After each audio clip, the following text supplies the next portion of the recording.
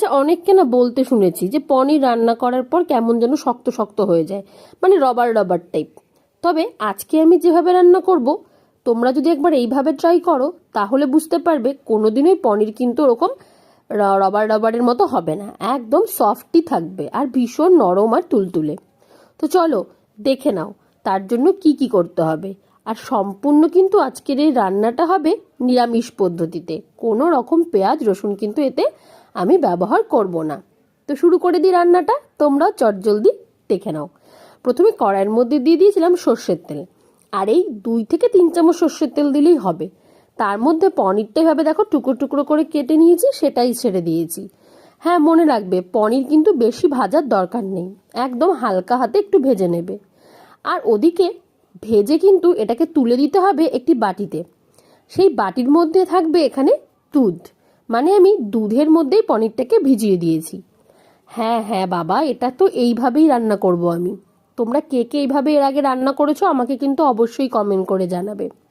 আর যারা পনির খেতে ভালোবাসো না তারাও যদি এই রেসিপিটা খাও, আমার মনে হয় তোমরাও এর প্রেমে পড়ে যাবে, মানে পনির তোমাদেরও পছন্দ হবে।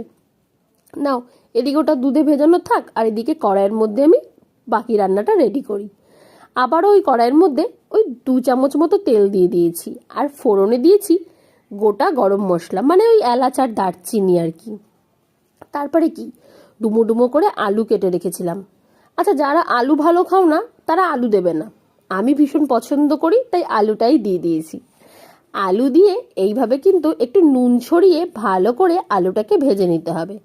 জানো তো, পুরো রান্নাটায় আমি কোনো হলুদ ব্যবহার করিনি, মানে রান্নাটা আজকে সাদা সাদাই হবে দেখতে, তবে দেখতে দারুণ হয়েছিল।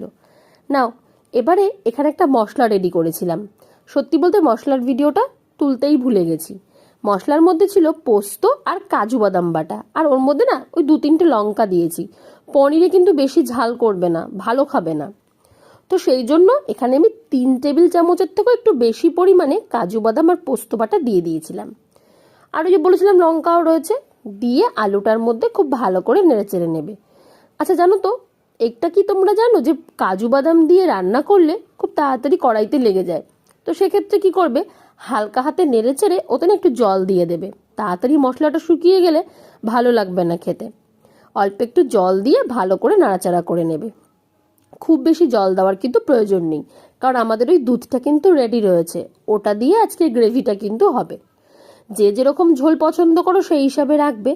আমি একটু হালকা মানে মাখা মাখা পছন্দ করি, তাই সেরকমই রাখবো। দেখো ওদিকে মশলাটা ভাজা হয়ে গেল। এবারে আমি কিন্তু ওই দুধ সমেত পুরো পনিরটা কড়াইতে ঢেলে দিয়েছি। ঢেলে দিয়ে হালকা নাড়াচাড়া করে একটু না ঢাকা দিয়ে দেবে। তাতে কি হবে জানো তো, এক তো মশলার মধ্যে মানে পনিরের মধ্যে মশলাটা ঢুকে যাবে, আরেক হচ্ছে আলুটা সফট হয়ে যাবে। কারণ দেখো আলুটা তো আমাদের দিয়েছি, ওটা তো একটুখানি ভালো করে সিদ্ধ হতে হবে, না হলে কি খেতে ভালো লাগবে। তো সেই জন্যই একটু উপর থেকে ঢাকা দেওয়া আর কি। কিছু না, ওই 10 থেকে 12 মিনিট ঢাকা দেওয়া থাকলেই হবে। তারপরে তুলে নিয়ে উপর থেকে একটুখানি মালাই ছড়িয়ে দেবে, মানে ক্রিম আর কি। এটা হ্যাঁ ওই মালাই পনির টাইপেরই একটা কিছু হচ্ছে। তবে হ্যাঁ, খেতে কিন্তু দারুণ হয়েছিল। তো যারা ভালো খায় না তারাও খাবে। তো নাও, আমার এই রেসিপিটা তোমাদের কেমন লাগলো আমাকে কিন্তু অবশ্যই জানাবে। আর যারা আমার চ্যানেলটি প্রথম দেখছো অবশ্যই সাবস্ক্রাইব করবে, ফলো করবে যারা পেজ থেকে দেখছো। আর লাইক শেয়ার তো করতেই হবে, কমেন্ট না করলে কিন্তু ছাড়বো না। তো চলো আজ থাক এইখানেই রেসিপিটা।